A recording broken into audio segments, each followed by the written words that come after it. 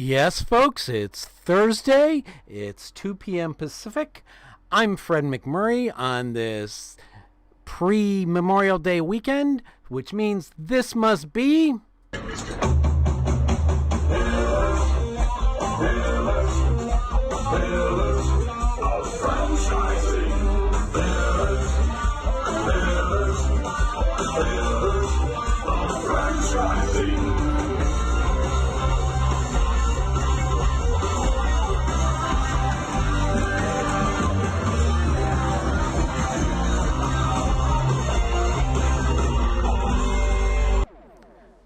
I really needed that. I mean, it's been one of those pain in the rump days that I just needed that rock song to pound into my head. You want a hammer? Oh, I wanted a hammer earlier today, but it wouldn't have done any good. Ever try talking to Google support? Oh, no. Do they even have a number to call? Oh no, it's all chat, and I'm 90% sure that the second person that I was talking to was not a person, was actually yeah. a bot. And as far at this point, I would rather spend an hour on the phone with GoDaddy tech support, and anybody who's been listening to the show in past knows how much I hate them. I'd rather spend an hour on tech support with them rather than 10 minutes chatting with Google. Well, we all know how AI has impacted everyone's life. So I will just say on that note, I was very glad to go to my local McDonald's today that did not have the robo order taker, and a real person took my order. So I got the correct iced tea today. The AI is on strike, probably. They're out unionizing. Thank God. Hey, so we got a pretty good show today. Oh, it's really cool. I mean, if anybody's looking at the screen, they can probably figure out that it has something to do with what? Definitely not geese. I can't stand geese. Well, that's why I put These a are the- penguin up there. Yeah, these are the cute, cuddly things that quack. See, I The thought things about that you. everybody needs when you take a nice bubble bath, right? I thought about me instead of calling it the way I did, Ducklings Learning Center Goose. I thought about calling it Ducklings Early Center Penguin, but no one, unless they're watching the show, would understand the penguin reference. So I just kept it as Well, here's Goose. the problem with that. Because I am in a house full of hockey fans, you can't put a penguin in the mix of that when she's closer to Philadelphia, because they're probably Flyers fans. So if you say penguins, it turns to an NHL reference, and that just doesn't work. So it's probably a good thing we just stayed with what you did, ducklings. Okay, I'm fine with that, but that's not a penguin. That's a penguin next to your head, not a duckling or a goose. Yes, but that's what I'm saying, you see. So I like. Penguins. I, It's okay. You're not an NHL guy. That's all right. You're in California. You don't really have a team over that way because you don't really have. all much, right, so- well, you do have a team, but you know. If we're Anyways, gonna- Fred, let's move along. Wait, if we're gonna go through the sports, I quit watching football the day after I think it was 2007 Super Bowl. Seriously? Yeah. Is that when there was a costume failure?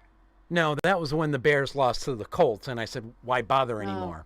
I quit watching I mean, you could baseball. have said that a long time ago. I quit watching baseball after the Sox won the series. And oh, I thought you were going to say like after that guy intercepted the ball. no, that's on the Cubs. Cubs game. Yeah, that was yeah. the Why Cubs. would you watch the White Sox? Because I'm a Okay. South Sider. I quit Yeah, I watching the forgot about Bulls after Jordan was gone. I still get chills No. watching that. What was it, the fifth game against the Utah Jazz when Yeah. Jordan was sick all night and we thought we were going to lose, and then it was just pure Jordan, one of the greatest, I think, basketball games Yeah. ever. And don't Just- worry, nothing exciting has happened with that team since. So you're good Exactly. And I quit watching the Hawks after they won the Stanley Cup. So what can And I then say? you moved to the West Coast, so what does it matter? Exactly. So So you want to talk about our mentor program, or what do you want to do? First, I want to make comment about your Oh, headgear because it's very, very much um, Joker's in girlfriend. well, it is that, but it's also very much in honor of the upcoming Memorial Day, It and is. this is truly it's not about going to the beach. It's not about going to pick cookouts and having a day Yep. off. Although working in a small business, I never take a day off, so I'm not sure what that's all about. Um, but it is about honoring those who have served and paid the ultimate sacrifice, and so I think it's Right. we have our own little screen there for all those who have given the ultimate cost or paid the ultimate Absolutely. price. So now I'll bring us back to so they can phaser fire. Yes, I love it. So, what do you want to talk about in the mentor program? Well, so we had an exciting meeting. I don't know if you're going to show a clip of that or not, but we have a new mentee. These are terrible glasses. I can see them on the screen. Ooh. We have a new mentee right now that just joined us. Her name is Tara, and she was on our show before in a couple different segments, and now she's joined our mentee program. She's looking to become a partner in an existing but new franchise. Not that the franchise itself or the franchisor is new, but the partner she's looking to join is new in ownership. So she has chosen a mentor, which at some point we will share the results of that. She interviewed us as a group, and now she will begin her journey of making sure she's done all of her due diligence. Due diligence. Boy, that's a mouthful. Make sure that she's reviewed the FDD, understands what her obligations are in a partnership, either floating ducks over the ocean, and go from there. So that's kind of where we're at with that. We're really excited, and we've got another mentor coming on board very soon. Mentor or And so, mentee? I'm sorry, mentee. That's what I was going to She, say. Word on the street is that there's another potential mentee coming in. true word on the streets. And another one kind of in the wings waiting. And so it's exciting to have more and more people lining up. And the good news is we're meeting more and more franchisors and franchisees. I've met some really great people just this last week, kind of stumbled upon them at a graduation ceremony. And then I was like, oh my gosh, you're a franchisee. Why didn't I think about it? Hey, let's talk. And so we've got some really great guests that are going to be on our upcoming shows as well. So Really franchisees cool. and franchisors alike. And word has it that there's another clip of you in red today. There is. He's tough one to nail down on his times. He's so busy. He's gallivanting around the country all the time. So we wind up catching him a lot on pre-records. And if you follow him at all, you know that he's literally all over the place. So he's a super busy guy, but we certainly appreciate all the time that he gives us. And he's got the remainder, well, the 2/3 of the list of mistakes that franchisors make. So that's an interesting list. We have some good questions for him on that. So, All right. So, shall we bring everybody else in for some pillars of weather? I believe we shall. All right, my friends. Welcome, everybody. Who's going to introduce our guests so we can get into the pillars of weather? Because You otherwise, want to it's. get the pillars of weather first, or Well, introduce the guest? So my thought is you at least tell our listeners who our guest is before you start asking her what's the weather like. Okay. So our guest today is Kim Collier, and she is director of franchise development at Ducklings Early Learning Center, and they're headquartered in Kennett Square, Pennsylvania. Welcome to the show, Kim. Thank you very much for having me. So I'll begin in honor of winter of earlier this year. I put up the screen of last winter because right now it's 50 degrees here in Aurora, Illinois, and the wind is blowing and it's raining and it's just like winter. I mean, a few more degrees down, we can have a little snow. Oh, don't say that. So, Kristen, do you want to tell us where, how things are in your area? Where you at? You at home? Oh, you know, Ray, I'm not far from you. And I suppose that's why Fred has parked a penguin next to me to remind me that it really is close to winter. And it's days like these that I'm not sure if it's fall or spring.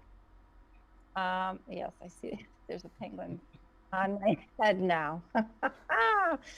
The good news is this weekend should be a nice short cold weather spell and then we'll get warm again. But I am also in the west of Chicago.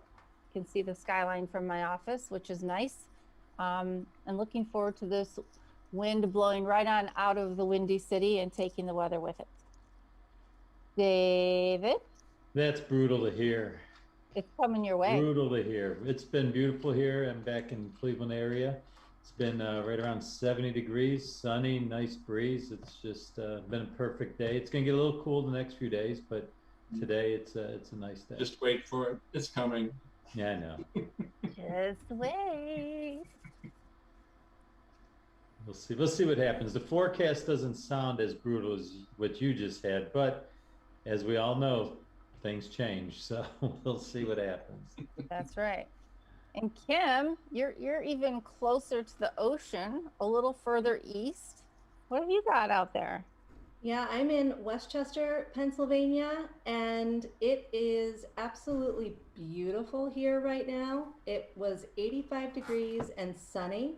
I wish Memorial Day weekend started here today because it is downhill from here. Tomorrow is going to be okay, and then storms roll in, and over the weekend they're calling for rain and mid 60s. So, you know, it's you're just going to have to get a little creative. It's supposed to pick up on Sunday and Monday. It just means, you know, get laundry and stuff done on Saturday, a little cooking, and then our plans will pick back up on Sunday and Monday.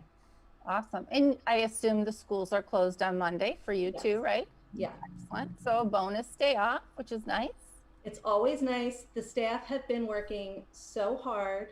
Our franchisees have just been hustling. So I think everybody is just going to kick back a little bit, regroup, and get ready for summertime. Sure. I have to imagine that after everybody had to kind of pivot from COVID, it's been a really stressful stretch. And I don't think we've really had any holidays from the time that we had to go through some closures and things to, okay, ramping up. A lot of us going back to what the new normal kind of has become. This is kind of the first break, right? The first 3-day Yeah. weekend we've had. Yeah. It is. I mean, there's a few little things. We always close for Good Friday leading into Easter. Mm-hmm. But things for childcare, at least for ducklings, COVID affected us a little bit, but that was honestly back in the spring of 2020. Things have been fairly typical for us for the past 6 months, where we've been kind of rolling and things have looked a lot more typical, except for the masks and following the CDC guidelines. So we closed down according to the governor's mandate and did what he told us. And then we got a waiver at some of the schools to reopen for essential workers, where our schools are kind of centrally located right now, some of our corporate locations, where we were able to extend to, we were able to open just like one school and then extend an invitation to any families that needed care to attend that one location. And we had, you know, maybe 20 families. And then the next month we had more. And then the next month we had more. So we opened up the other schools. And I think it really is just a matter of families starting to feel more and more comfortable. You know, I can't imagine some of these parents having to work from home with a 1 and 2-year-old underfoot. Um, I don't know how they did it. And that's who we saw returning to school was the little ones. Those pre-K kids, those 4 and 5-year-olds, those kids that could get themselves a snack and take Right. themselves to and from the bathroom. We didn't see them return until very recently. Right. Now our schools are back up to where they were post-COVID. So I think what I heard you say, and I want to go back to this. So because of your centralized locations, it sounds like instead of having to kind of open each school to like 10% capacity, you were able to take one school and families from all the schools were able to filter in at one point in time. Is that Our right? corporate locations, yes. And then we were able to kind of wagon wheel them out.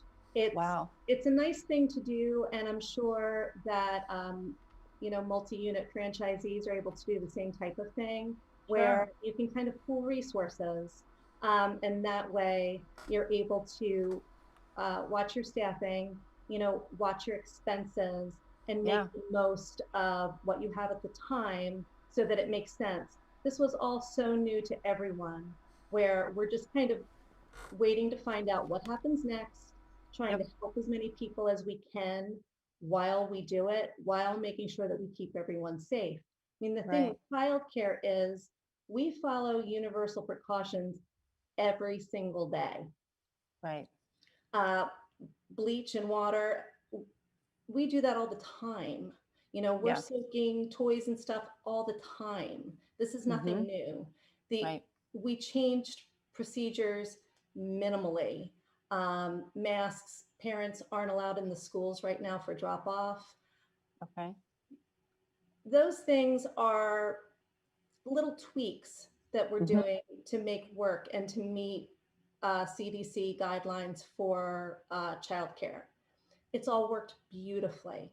And Awesome. I can't say enough about the parents of these little ones who are putting such trust in their childcare provider across the country. It's just incredible. And all of the childcare providers out there, just what they've been doing. I mean, make sure that you say thank you to them, because Yeah, that's a good going point. above and beyond. Yeah, that's a really good point, because there's a lot of people who want and need, especially the essential workers who are required through the worst of times to go to work. And if it wasn't for the daycares and learning centers, they wouldn't have had that opportunity at all. So now we just need to get everybody else back, and then you all will be super busy. Right. And I do have to say, the phone started ringing 3-4 months ago, and we kind of saw it happening. And Good. I mean, if anything could be a bellwether for that return to normal, I do think that that was it.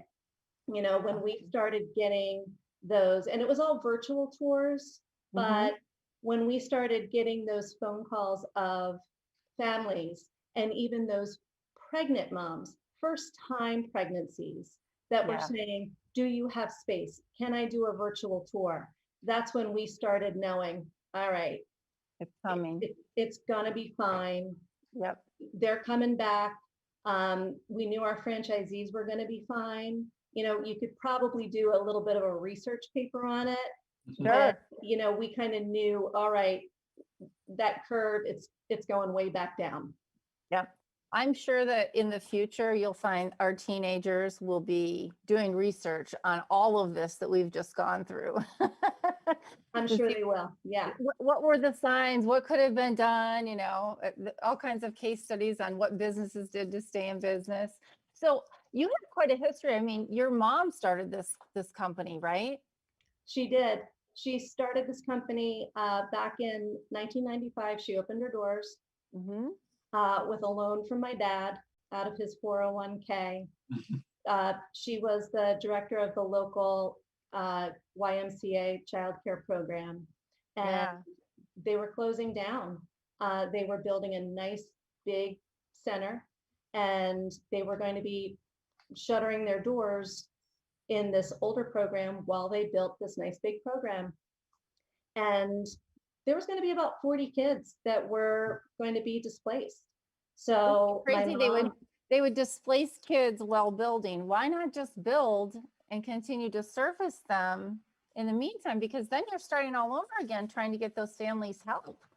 I was reading that and I thought, well, that's the craziest thing. Because you're dealing with a board of directors. And the board of directors makes the decisions about how much money you can spend on art supplies, how much money you can spend on toys, how much money you can spend to replace things.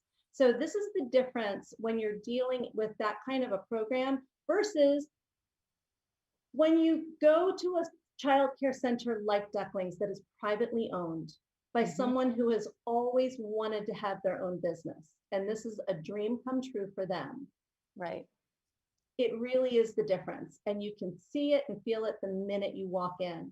Same thing with so many franchise businesses. It really is, it's a small business. It's somebody's dream come true. And I think that you can tell. Right.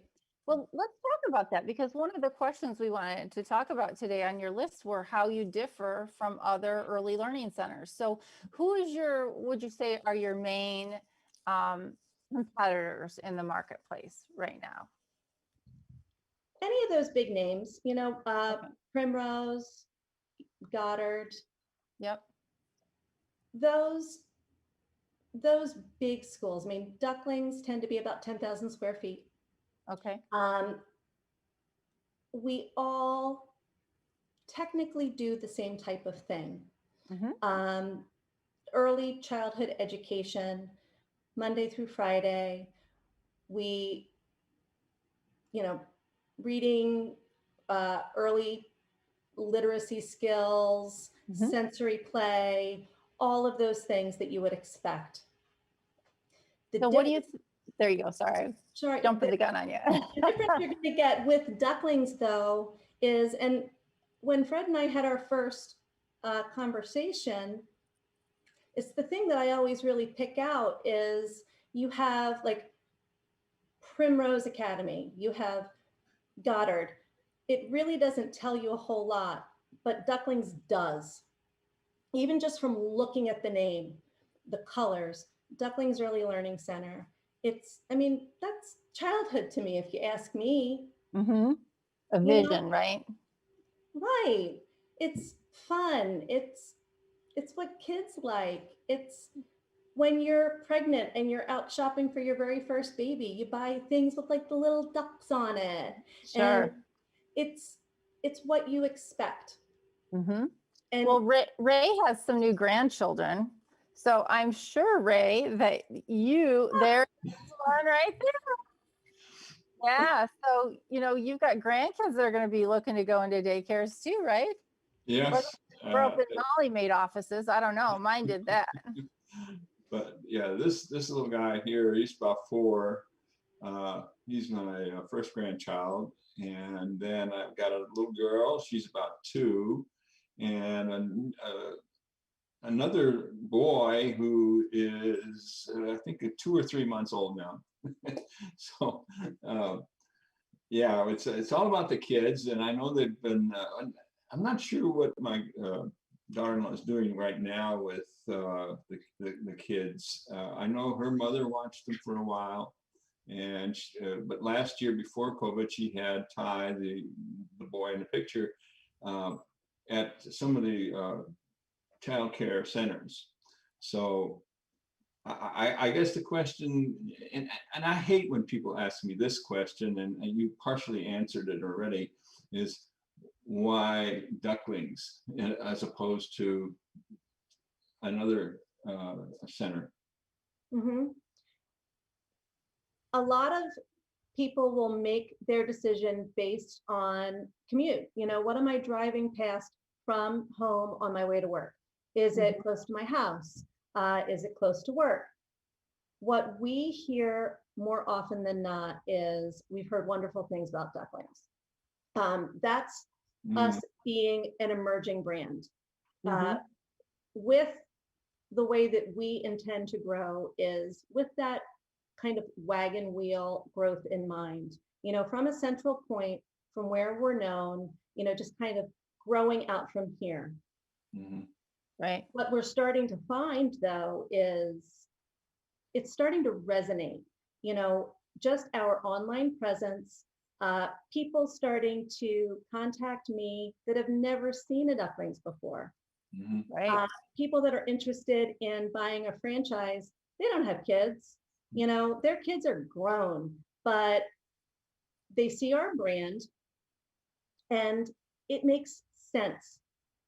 It's the ducks, it's the colors, it's Mm-hmm. that whole idea of when you have kids, it's do-overs, people. Like Mm-hmm. you get to kind of be that parent you want to be. You Mhm. get to have a little fun, you get to play, you get to experience life through a child's eyes. And with our branding, with the mama duck and the little baby ducks behind, it's that perfect message of follow the leader. Yeah. In schools, it's follow the teacher, follow the message. With the franchising, it's follow our system. We're going to Mhm. show you how to do it. We're going to show you how to be successful. Everything just kind of works. It wasn't anything that was intended when my mother first started. Sure. When she first started her school, it was a very small location at a townhouse development called Pond's Edge. So her and her initial staff were keeping these kids at their houses. You know, they were babysitting them at their houses, told these parents, we're starting a school. We'll watch the kids at our houses while we get the school going. Rented space, very small. Mm-hmm. Found the space. They fixed it all up. And Monica, who 27 years later still works at Ducklings, said to my mom, and my mom figured out how to do this all on her own. And if you've ever done anything through a state agency, you know that the bureaucratic red tape is about this thick. So Yeah. my mother figuring out how to do this all on her own is a testament to the support that we offer our franchisees. So Monica says to my mom, wait a second, what are we calling this place? And my Mhm. mom said, I don't know, what should we call it? And because it was the townhouses were Pond's Edge, Yeah. Monica said, well, why don't we call it Ducklings? Ducklings at Pond's Edge. That's And good. There's a good story. it was Yeah, I love stories like that. yeah, it was just kind of the perfect thing. Sure. Excellent. Excellent. We need to take a quick break and go to commercial, but when we come back, I want to talk just quickly about why you decided to franchise and where your next target market is, because your franchise is or your franchise as a franchisor, I should say, you're only 2 years old now, right? You started franchising in 2019. So we're going to let Fred take us and pay the bills. When we come back, I'd like to address those two questions before we go. All right. All right, great, thanks. Hey, franchise owners, how's your local marketing? Do you feel like you could use some help keeping up with your social media posts and comments and reviews? Do you wonder if you could be doing more to attract local customers? Are you able to identify new move-ins to your local area? At Westvine, we help franchisees like you reach more local customers through digital marketing. With daily monitoring, creative content, and ad placement, and customer data intelligence, we'll get your business in front of the people who want your products or services. We also work with franchisors who need an agency to handle the digital marketing for all of their locations. If you're ready to reach more local customers, give us a call Let's at get back with Callie. 805-265-5440 or visit us at westvine.com. That's 805-265-5440 or westvine with a y.com. Ooh, the laser gets me every time. So excellent. So we're back again with Kim from Ducklings Early Learning Center. So Kim, let's obviously a field like this takes people with a lot of passion and compassion, quite frankly, and really they have to love kids. So, and I got that very clearly from you and your mom reading your bios and things. Tell me what made you decide to start franchising? we had 4 corporate units, and you always wanted to do a little more. You know, you have families that move out of the area, or you see a location that's a little further out and you really want it. My mom also has a background in real estate. So she worked for Century 21 way back when.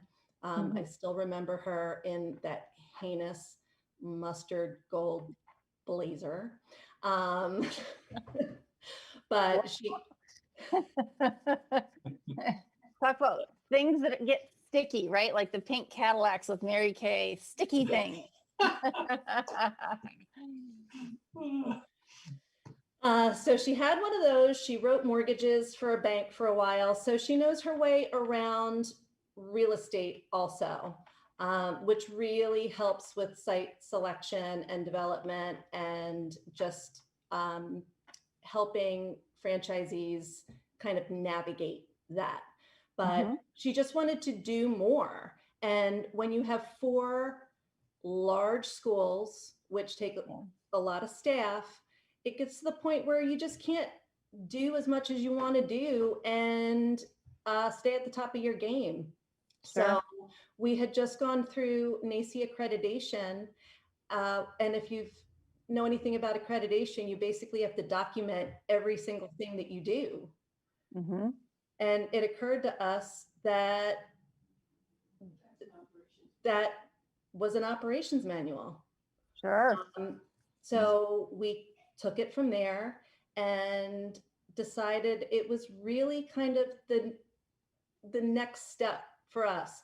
If we really wanted to be able to make a difference, to really take our mission and philosophy, which is to help children and families, and that's also at the heart of what we think Ducklings is all about.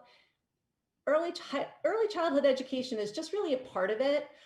We find also what our schools end up doing is also helping moms and dads. If you can remember when you brought that first baby home, probably one of the scariest days of your life. You know, like what hospital in their right mind was like, here, bye, you know? I cried every day for like 2 weeks, like literally. And that was for the first one. And then the second one, it was my second child was like, oh my gosh, I couldn't even stand it. It was horrible. I remember calling my husband going, this is awful. Next time you're going to have to Yeah. And so like, we see that all the time. And, you know, kids are great, but they do weird stuff. And parents have questions, and you only see your mom or your sisters or your pediatrician once every so often, but you're going to see those ladies in the infant room twice a day. yeah. You're going to see your school director every day, where you can walk in and say, is this normal? Like, why are they doing that? What's this rash? And chances are they might have an answer, or they at least might be able to point you in the right direction. So we find that we end up helping families an awful lot. Yeah, well, that's great. So right now, the latest number that I had, and it sounds like you've got a couple more coming, was that you had 7 open locations with a couple more coming. Is that right? 3 more coming. And what's kind of your target market that you're looking to open next? I mean, obviously you don't want to just stay there in Pennsylvania, right? Correct. We're moving south. We're moving into Delaware. We're moving into Maryland. We're moving out into Lancaster. We have a unit opening in the Lancaster area in early 2022. We're moving into Middletown, Delaware, but we're really targeting those up and coming cities, you know, where we have young families moving, because we have a large footprint for our locations. We need some land. Sure. So that's kind of the areas that we're looking for. Is your strategy to try to keep it close where you are so you can be in proximity closeness and proximity to you and your franchisees. I probably worded that terribly, but so you can get to them more easily because, maybe Ray, with all these grandkids he has, maybe Ray wants to open one in Aurora, Illinois. Is that on the radar? I mean, is that something that somebody could do? It sure could. I mean, I think it makes sense to leave a little bit of a trail, and that way you can kind of piggyback off of each other. Just from a marketing standpoint, I think it makes sense. That way you have a little bit of a whisper down the lane. If somebody really wants to say, hey, I want to take this straight to Knoxville, I think Knoxville would be a great area for a Ducklings. But hey, more power to them. We would be happy to be able to support a franchisee wherever they want to go. But I do think that for marketing and for proper support for us, I think it makes the most sense to do purposeful growth where we kind of just grow out from a central point. Our headquarters happens to be in southeastern Pennsylvania. We're very fortunate that the Mid-Atlantic is so populated where we have a lot of options for where we can grow from. Right. I think that's really interesting. And not all franchisors look at that type of a strategy, right? I mean, some look at it from a shotgun approach and some are very strategic with the wagon wheel approach. And so I think that's very interesting. And so it's good to know because obviously here on our show, we get to talk to a lot of different people. We have our mentor program, a lot of mentees who are looking to open different businesses in different areas. So obviously, we're going to have all of your information posted on our page, but where can people get in contact with you? Wait. Time out. Okay, you Time told me out, when you do man, that. woman. Wow, Take you're a- really jumping the gun there. Take a breath. I think we need to talk a little bit more about the franchise itself. Wait. Time out. What did she do? She said the magic word, did she not? She Yeah. did, and I saw your note, and yes, but you didn't do that.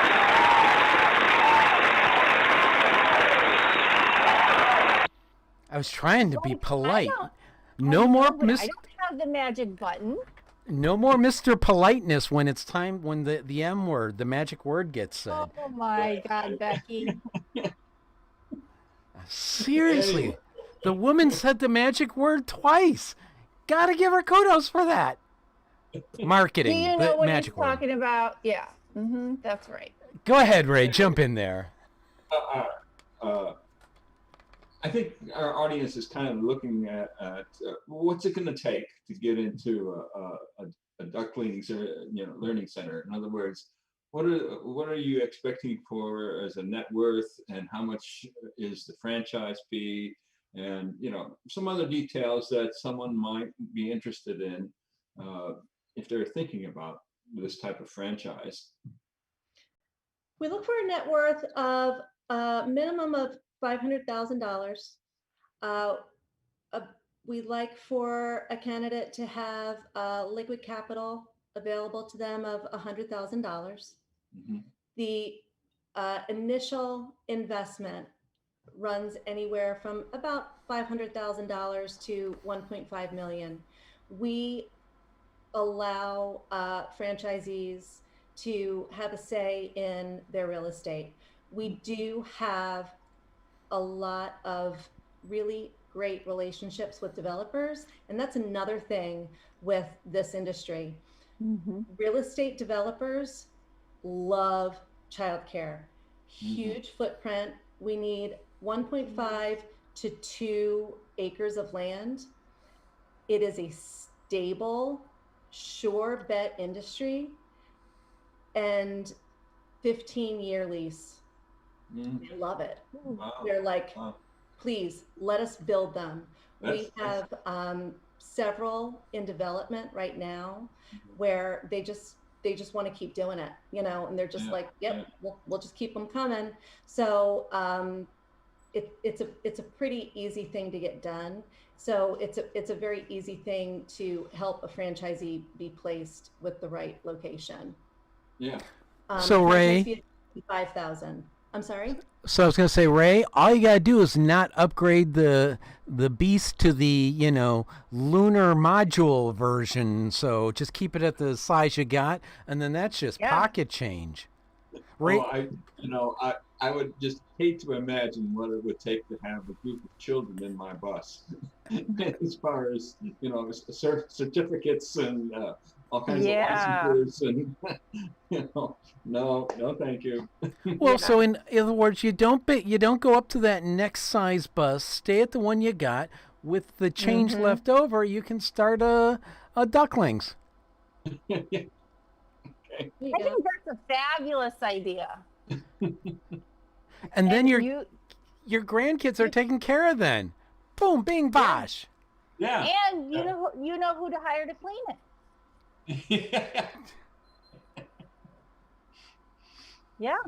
Now that I've gotten that out of my system. Okay. Yes. I was wondering, does David want to pipe in there? I haven't heard him say a word. He's on mute. Let him alone.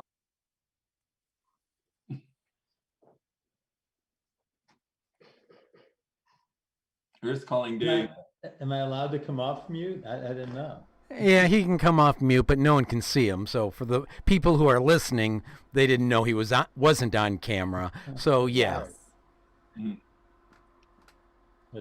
That's why I stayed on mute. I will say this before I move on though.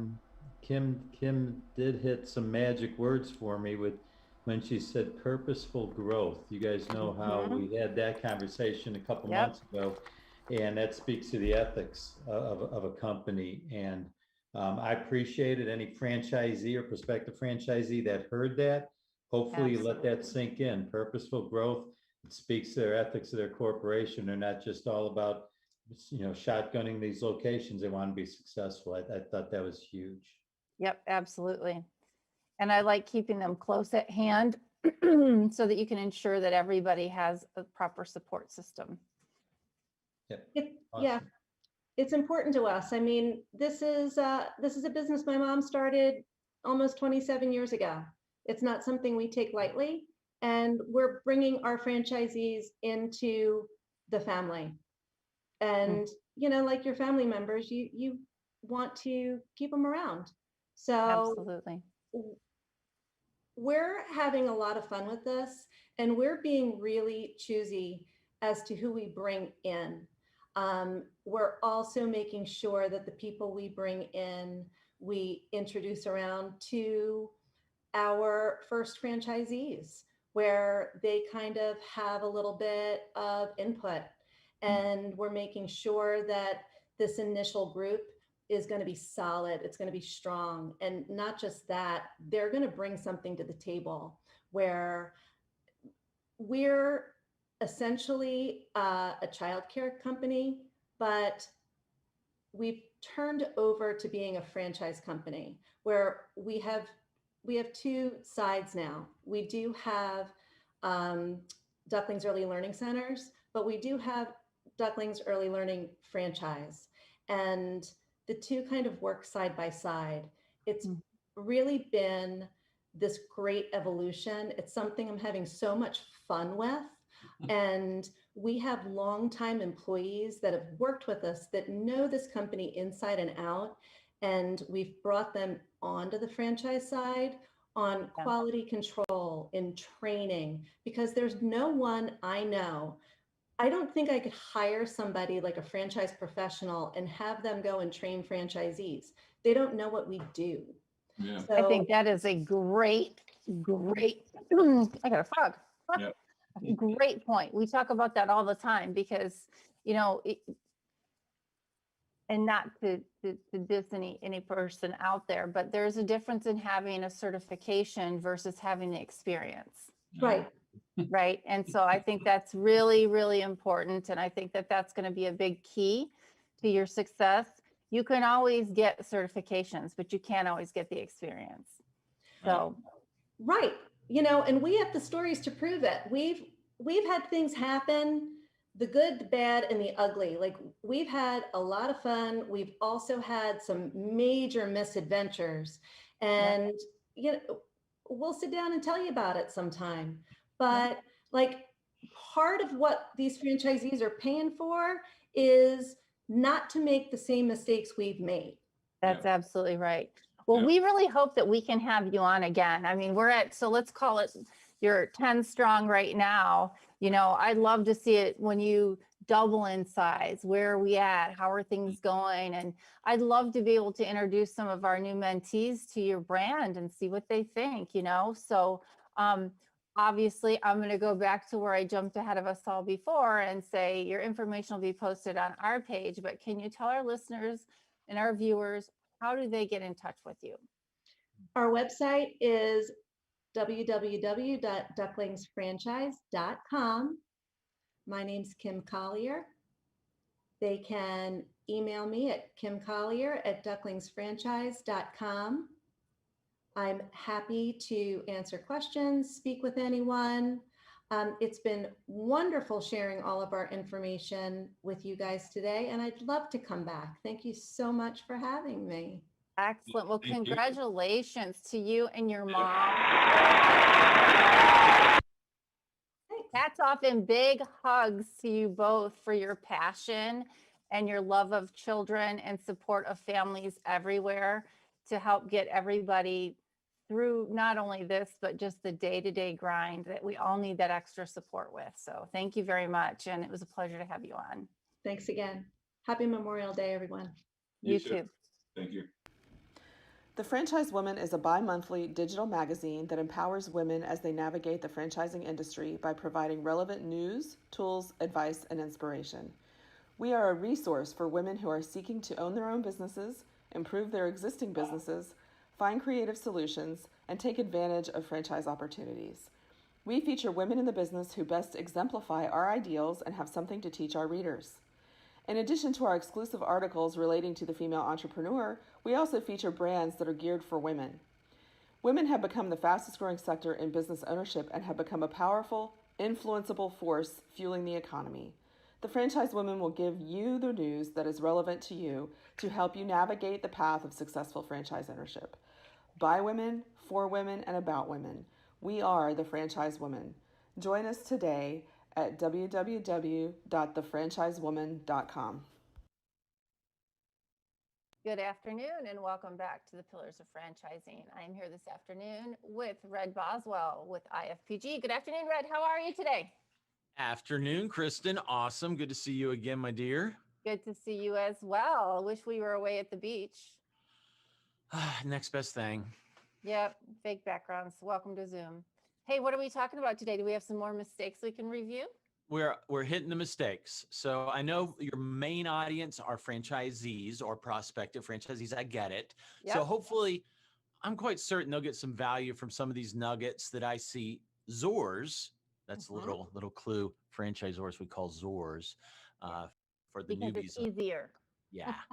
When you say franchisee and franchisor every third sentence of your life in our world, you just start shortening everything to one syllable. So Z-Zor, franchisor, franchisee, Z-Zor. So There you go. anyway, we're talking mistakes they make. I see them every day. I consult with Zors all over the place. And so, yeah, throwing down.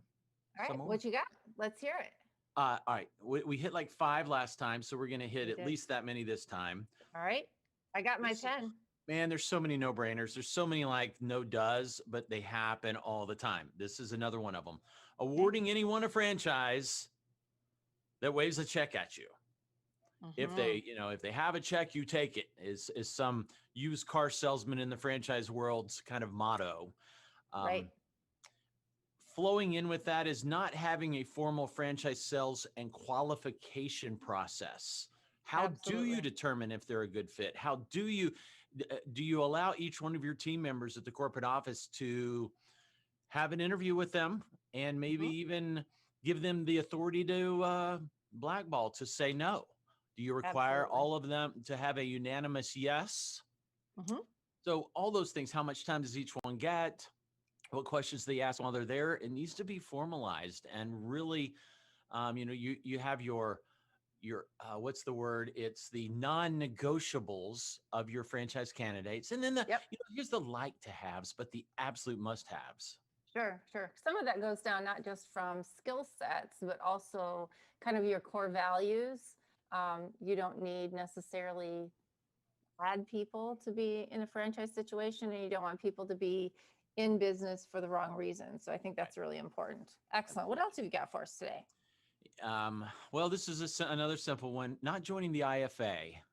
And an Ooh. extension of that is not joining the IFPG, but certainly the IFA. It's for North America, it is the franchise organization, helping with the government to making sure the government knows we exist and protecting us, but also educating us, helping us connect. I mean, IFPG, our purpose is to connect. We're not the out there petitioning the government for things. IFA is that. And so any ZOR that's serious, and by the way, Z's out there, folks looking at becoming a franchisee, is that franchisor you're talking to a member of IFA? Right. No? Find out why. Really find out why. Dig in deep. It could be a little bit of a red flag, honestly, if they don't care enough about the industry to join the IFA. So we're huge proponents of the IFA. Yep, absolutely. That's very important. I'm a member of it myself. And I think your point is very well taken, especially as the landscape of our government has changed so greatly in the last couple of years. So very good point. Finally. All right. I've got one that's a curveball. I got one that's not so much of a no-brainer. Okay. This one comes straight from the heart, the scarred and battered heart of Red. When I was a franchisor, I did not put in the proper checks and balances to protect the organization against sabotage. I had a high-level individual in my organization that one of my faults is overly trusting, overly optimistic, and overly trusting. And so that individual had just had a weird thing going on in their head, and they thought they could somehow take over if they caused enough turmoil within the organization and messed up enough client records that I would suddenly just want to sell it, and he would get it for a steal. And I found that out later, and he had been stealing some money as well. So franchisors tend to be optimistic folks, Yep. and they tend to, if they're like me, be kind of trusting. And so it's rare, but thinking, what is worst case scenario? What if? Do we have checks and balances in our software? Do we have video surveillance watching people at night when no one's around on the computers? Do the computers record what each individual does if they get disgruntled and decide to sabotage? Because we had a national call center and billing and collection center. There was collections. We collected all the money. So just putting those checks and balances, it takes time, it takes money, but man, if it happens, you will be so happy you did. Okay, very good point. Prepare for the worst and be pleasantly surprised if it never happens. Yes. Excellent. Okay. All right, you want to hit another training? So ZORs know that at the beginning you train, right? Get them all trained. Well, they're going to forget most of what you trained them on in those 1 or 2 weeks, and so having an ongoing training process for the newbies that come on, I'm talking new employees, standards and processes to maintain that level and do more and more and more training and take them to the next level. Because a lot of that training you don't even need to do at the beginning because they're not going to encounter those situations until down the road. So do you have a truly comprehensive, ongoing, never-ending training process for your organization? Yeah, I think that's important for owners who are 3, 5, 7, 10 years down the road as well, because that's where a lot of the disconnect happens. You hit burnout. You're about to renew your contracts. How do you keep those owners engaged, and how do you get them to want to renew, right? Amen. Yes. Excellent. All right, training. Good. Okay, here's one again from the heart of Red. Expecting, that goes back to that optimistic nature that we all have in this wonderful world of ours of franchising, thinking that the franchisees are going to work as hard as you did. I mean, I'm not trying to besmirch or disrespect any wonderful, hardworking franchisees, but most are not going to. They absolutely are not going to work half as hard as that founder did. And it should not be a surprise to that ZOR. It really shouldn't. The Zor should expect it. Now they want to hope for the best. They want to expect they're going to work that 80 hours a week like you did. But Uh-huh. the Z is not the full-on 100% entrepreneur. They're that combination of lower risk entrepreneurship, want the upside without that scary downside. And so they're just not. And so basing your cash flow, basing all your predictions, basing your royalty streams, all that Mhm. on budgeting on the fact that they're going to grow like you did, or and they've got better tools, they got better marketing now, so they're going to grow even faster than Right. you did. Right.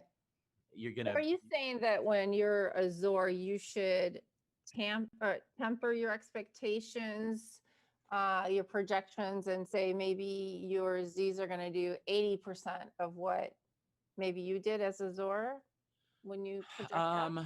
Yeah, so it gets more complicated than that. Yes, I'm saying it at a high level. Temper your expectations. Certainly, Okay. you still want to set high expectations for them, but since they have so many more tools than you do, and your brand is likely a little more established, a little more known in the marketplace than when you did it, can't really compare the Right. launch of theirs to the launch of yours. But it comes down to they are not going to work as hard as you did. Okay. Yeah. Excellent.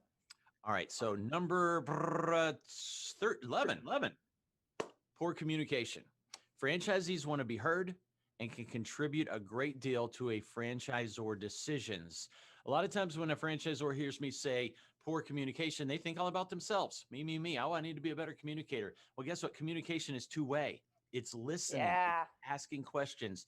It's giving the franchisees a voice, and a very significant voice, especially as you grow and they're in the field, they're on the front line.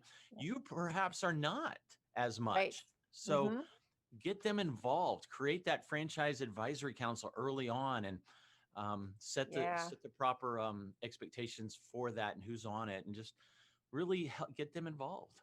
Yeah. I think that's really important too when you have transitions of whether it be leadership or say an organization is taken on, bought out by another organization. It's really important to continue those FACs because there's a lot of backstory to some franchises that the new leadership team needs to understand, I think, to thoroughly make that transition smooth. So it's really The town really important. halls. Yeah. Absolutely. Yeah. Yep. Very good. Show You 'em got another one respect. for me? I'll bring it, man. Not investing into marketing their opportunity properly. So many Zors, those emerging Zors especially, that's their baby. They love it. It's the greatest thing on earth. Everybody's going to want to buy it. Well, nobody knows about it. It ain't as Yep. pretty as you think it is. There are issues. And so you got to be a marketer. You got to aggressively promote your opportunity. You're going to teach your Zs to do that. That's need right. to- You're going to require it. I mean, yeah. So why aren't you doing it? Yeah. Yeah. I talked to a franchise a couple times in the last 2 weeks, as a matter of fact, a struggling brand. And when I said, tell me about how's it going with this brand? Because, you don't see many stores opening. And that was his number one complaint. He said, we've been sold twice in the last 5 years to investment group. They don't do any marketing for us. We're required, but we're not doing it because why? Stores are closing, nothing new's opening, right? Oh my gosh. And the same thing. And I'm like, well, what's the point? And he said, that's what we're all saying. What's the point? And Wow. so that, for me, the marketing thing is a big thing. And most franchisors have national marketing campaigns, right? So I think as people are looking to buy franchises out there too, make sure that the Zor you're looking at has a national marketing campaign Yes. and balance that with what your individual marketing budget is going to be as well, so that you understand what you can put in locally and then what your national marketing campaign looks like. So A lot of very them good. think they can drop $1,000 or $2 and they're going to get a Z every time. Not and- even close. I mean, add a zero to those numbers. Yeah, Easily. No exaggeration. It's going to be 20,000 in marketing, not 2,000. Yeah, At least. Yep. You got one last one for us today? I do. I've got as many as you want, babe. So, not hiring franchise development pros. Now, my passion is franchise development. So let's expand that. Not hiring CFEs, certified franchise executives, people who have committed their career to franchising. A big way to tell that is, do they have their CFE? And I guess this is a little way to promote our upcoming franchise mastery certification, FMC. But by this fall, we will have an FMC. I'm on the board of the Titus Center for Franchising at Palm Beach Atlantic University, and we're going to do some more stuff with you guys from there. But something we're extremely excited about, part of my MBA there, is creating this franchise academy. So it's going to be similar to CFE. In fact, you'll get CFE credits for it. But so many people just hire their friend. Oh, they're a salesperson, or they know how to talk to people. That maybe it's their spouse, maybe it's their kid. Wonderful. Hey, by all means, bring on the family. But do they know franchising? Right. Give an example. If you're a known entity with the consultants, the referral consultants, like the IFPG consultants, you hire one of them, instant credibility. You know this unknown emerging brand with 2 locations. You're an emerging brand with 2 locations who just hired rock star, and the brokers love him, or her, and you have got credibility. You are shooting yourself to the top of the list on many people's short list. So hiring real FranDev pros. Excellent. Excellent. Well, thank you again, Red, for joining us today. You always have great information. We enjoy having you on the show. And now we've got an even longer list. And tell our listeners where they can contact you if they have questions or comments for you. Oh, Kristen, thank you. Well, let's do the third and last part next time, and we'll just keep rolling. This is working, right? Yeah, absolutely. I love how we do this. We just figure out what's valuable, what can we share. And I said, man, I got a bunch of great mistakes people make. And so that's what we're rolling with. And when we're done with all the mistakes, then we'll find some other stuff to talk about. I add to the mistakes at least once a week. So who knows? Well, we all do, right? It's gum on the shoe. Yes. And your contact information will be on our Pillars of Franchising website. It's easy. ifpg.org, not .com.org. Lots of info about becoming a consultant, franchisors working with us, suppliers and vendors working with us, getting their name out there. We love connecting franchise professionals. That's what we do. Awesome. Thanks again, Red. We appreciate all the time that you have to spend with us. We know you're a very busy man. So have a great week. And again, thank you for joining us on Pillars of Franchising. We'll see you soon. Thanks, Kristen. Thanks, Fred. See you.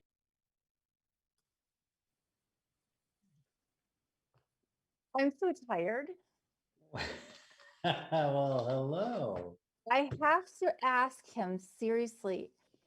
I need to know if he drinks like Monster or Red Bull, because he has so much information in his head. And sometimes I'm like, how do I keep up?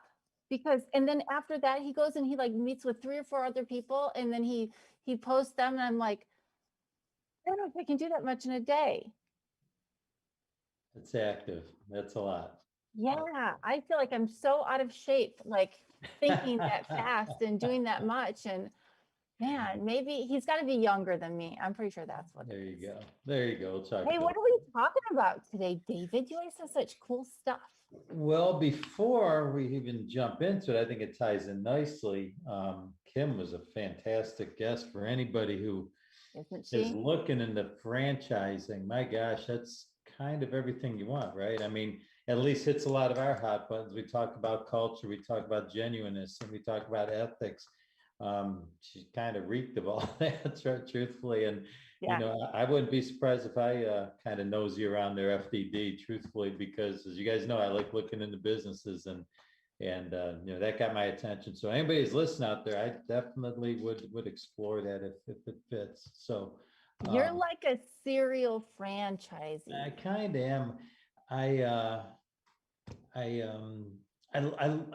like to look at opportunities, but more so than that, it's the people that are presenting them that you end up getting drawn to, right? So, you know, her being so genuine, I think was fantastic, and I love their plan, right? It's not we're going to grow to 1,000 units in 3 years. It's we're going to grow concentrically, and you know, it's got to make sense. So, that's right. Cool. Slow and steady wins the race, right? Yeah, pretty cool stuff. So The other part of it is she was on camera, right behind there was a jar of little ducklings. I don't know if anybody picked up on that. And I was Oh, looking at them. I said, those are the ducks that I always get put on my Jeep when I come out of a restaurant or something. And those ducks are sitting on my Jeep. I don't know. It's a thing with Jeeps.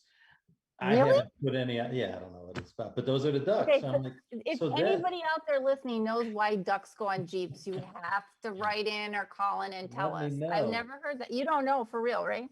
You don't I know did why? look at it, and then they said, it's a thing. So I'm supposed to go buy a bunch of these little ducks and go put them on Jeeps. So I don't know. I'm new to the Jeep culture. I do wave at other Jeeps. That's where I'm at. Only in a Jeep. Yeah, I wave at the Jeeps. I do the peace, say wave, and All right. Well, Okay. anyways, my topic today was knowing your numbers, and it again, good one. and again, it really kind of ties into what I said last week was don't lie to yourself, and this is where people make the biggest lies to themselves. So I said, basically, this is know your numbers, make sure that it meets your expectations. And the reason I thought this was appropriate is exactly what Kim had said. I think Ray asked, "What's the investment?" Those types of things. Mhm. And she says, well, it's a $500,000 net worth, a $100,000 liquid, and the investment could range from 500,000 to 1.5 million. That's a big range. And you Yeah. need to know what you're doing. And it sounds like they've got great real estate development programs, this and that. But when we talk about knowing your numbers, again, we always talk about, okay, start with the end of mind. How much do you envision a business making? And a lot of times it's relative to that investment. But if Right. you screw up that investment and you're somewhere between 500 and 1.5 million, and you say, wow, you know what? I didn't account for this. And all of a Yep. sudden your investment goes up $200,000-300,000 or whatever the case may be, that's Yeah. going to alter everything. Well, and when you're building, right? Mhm. Whether it's a house, if those of you have built a custom home or a building, it's never right on the money. Right. There's So it always a goes margin back- of error. Yeah, so it goes back to, I always say, don't lie to yourself. And what I'm, from last week, it goes back, and this is a perfect example of what I was talking about. So you sit there and the contractor says, well, we can do this for $700,000. Another guy, you get more bids. Another guy goes 800. Another guy says 900. And you're sitting there going, well, whatever. And you pick your number. And then you write everything based on that number. And then it comes in $200,000 more, right? Or the loan becomes an extra $1,000 a month more that you didn't expect. Or, a lot of times you go into something and you don't want to see the worst case scenario. So you're doing your little pro forma and you fudge the numbers in your favor just so it makes you look better to go, wow, look how much this can make. Yeah, right. Right. Whenever I do mine, I go on the complete opposite. I go as conservative or worst case scenario and say, and I use this line now because I was just doing this the other day. I said, let's do this. They said, well, that's really, kind of our worst case scenario. I said, yes, because COVID happens, right? Right, COVID happened exactly. this past year. So Right. I always I'll go on the, and I had to learn this because I was one of those guys that lied to myself with numbers do go, oh, if we need to have payroll at 22% or whatever it is, oh, I'll run it at 21. Oh, yeah, yeah. Or if food costs were supposed to be at 32, I know I'll run 28, whatever it is, I'll do better now, I'll do better now. So you start lying to yourself. And then when you start in business, you go, wow, this isn't the financial statement I projected. Exactly. Well, now minimum wage has gone up. Gas prices have gone up. I mean, if I look back at what my pro forma looked like, when I first started to now, it's a joke, right? And so I'm with you. I like to plan for the worst and be pleasantly surprised by anything better. I think you have to do that if you're going to be honest with yourself.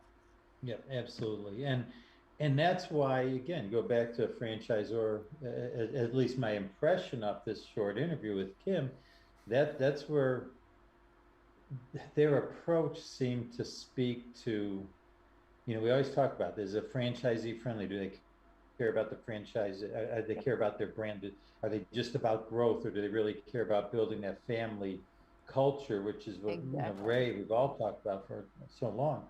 I mean, that kind of came out loud and clear. Absolutely. And she did mention mistakes that were made in the past, and that's good because you want your franchisor to be transparent because nobody's perfect. Everybody stumbled. Doesn't matter what the business is. Yep. So yeah, you want to be able to take the franchisee and say, hey, yeah, this property probably looks good for $500,000, but your revenue and everything else, even though this property might be $700,000, this is going to be better for you because don't make the same mistake we made. And I'm not saying that's the rules, but those are the numbers you have to really dial into and know, among other things. But Sure. you know, we lie to ourselves. We paint that picture to make sure, because my heart's in it. I want this business. I want it to be successful. And, you know, it's kind of like, sometimes you have to walk away, right? Yeah, If it doesn't work, absolutely. it doesn't work. As much as you don't want So- to. That's the sad part. Yeah, and you know, the numbers have to work. And you hit it best. If I'm doing a pro forma right now, any franchisee you speak to now is going to kind of, or even within the last 6 months, will tell you, okay, here's what I pay my labor, here's what I do this, that. Well, those numbers aren't going to matter because those numbers are going up. Yeah, yeah. I mean, you look at supplies, okay, and even look at like, so in your Buffalo Wild Wings, right? So you order X amount, you get, you know, a tenth of what you ordered. I'm sure prices have gone crazy. I order a box of gloves that used to cost me $5 a box. Now they cost me $15 to $20 a box. And those are things that when you do a pro forma, you just can't, some things you can't plan for, right? And so, you know, that's why, if you recall, I think all four of us have said, listen, whatever the franchisor tells you to plan for, double it. Yeah. Because, you know, Ray and I didn't expect for the recession to come and bam, right? And those are things even your franchisor can't tell you, you know. And luckily, if you have a good, strong, ethical franchisor, like we know Kim is, you know, they're there to help you get through it. You know, COVID, no one saw that coming. You know, and those are things that, it's life, right? It happens and it affects everybody. Best advice I got, and I think it rings true, what you just said, is everything takes longer than you expect it to, and everything costs more than you planned for. And I think, and that's just the nature of the beast sometimes. You know, sometimes it goes your way, but you know, what's the old saying? Plan, you know, hope for the best, plan for the worst type of thing. Right? And be pleasantly surprised.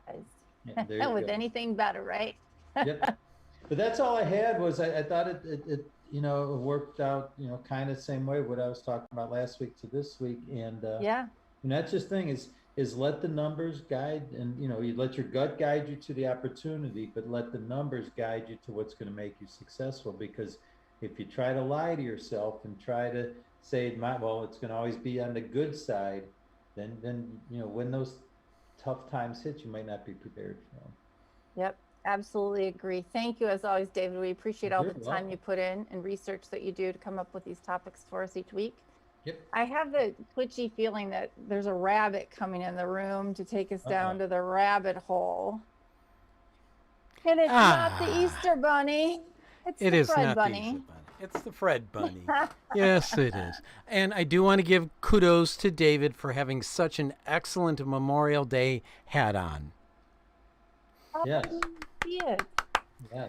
Thank So, you. Oh, I'm Down- gonna take a closer look. It's got the American flag, so down the rabbit hole we go. Today, given that I was doing battle with Google tech support, artificial intelligence is on my mind. So, today's rabbit hole question is... Hold up. And Kim has come back to join us. For I the know, I So welcome know. back, Rabbit Kim. hole. She's a true trooper. She is. She is. She does not shy away from your silliness, Fred. Well, if she did, then she wouldn't be on the show. So, you know, it's kind of like six one half dozen the other. So she's got That's the guts. truth. She's Yeah, got guts. Yeah. So, All right, I'm done. are we ready? So, how will ducklings in specific, that's for Kim, but for the rest of my wonderful franchisees out there, for education franchisors in general, how will they have to change when doing education or learning for artificial intelligence toddlers? In other words, not human kids, but AI kids. Ooh. who wants to Kim, you have right to go first unless you want to go, I want Ray to go first. So if you want to tap Ray, you can, or you can just jump on the bomb. Learning for AI kids. I guess that means no sensory table. I mean, will they short out if we let them do water play? Ooh, I like that idea. I mean, maybe that's what we want to do. Maybe we just want to send them right to the water table and then just apologize to Skynet. Be like, sorry, they broke.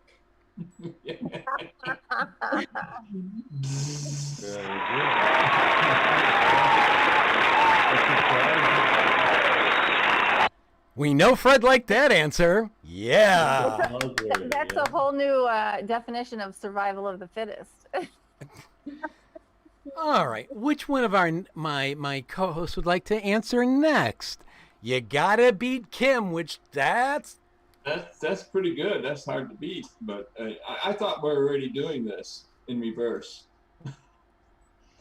Yeah, I mean, with all this distance learning and everything's being recorded. You don't think there's some intelligence being absorbed somewhere? No. I don't know.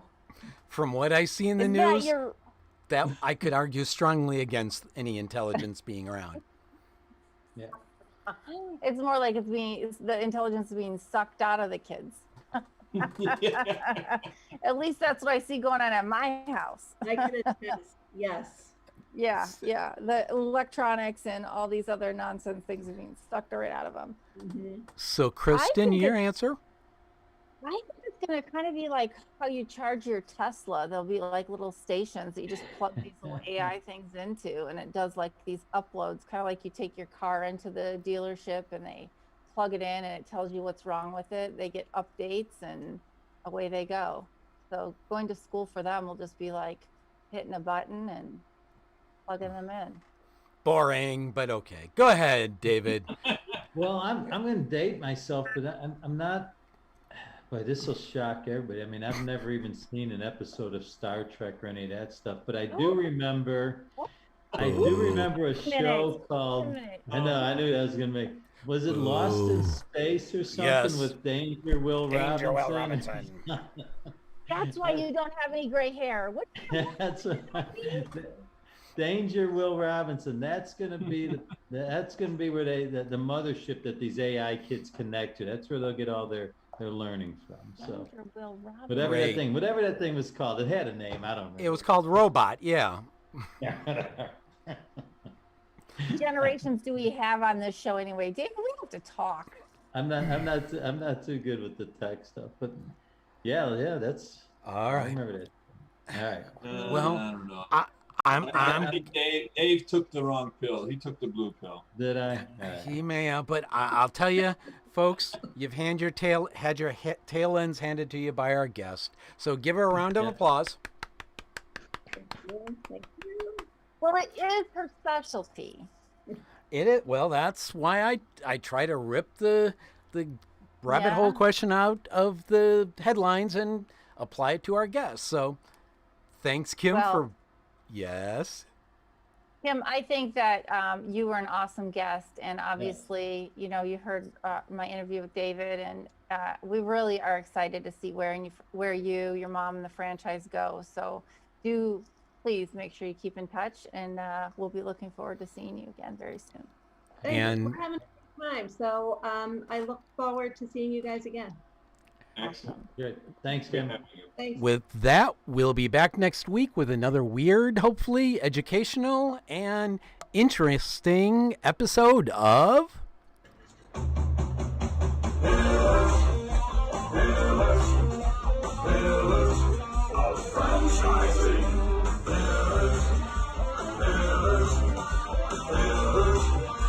Franchise.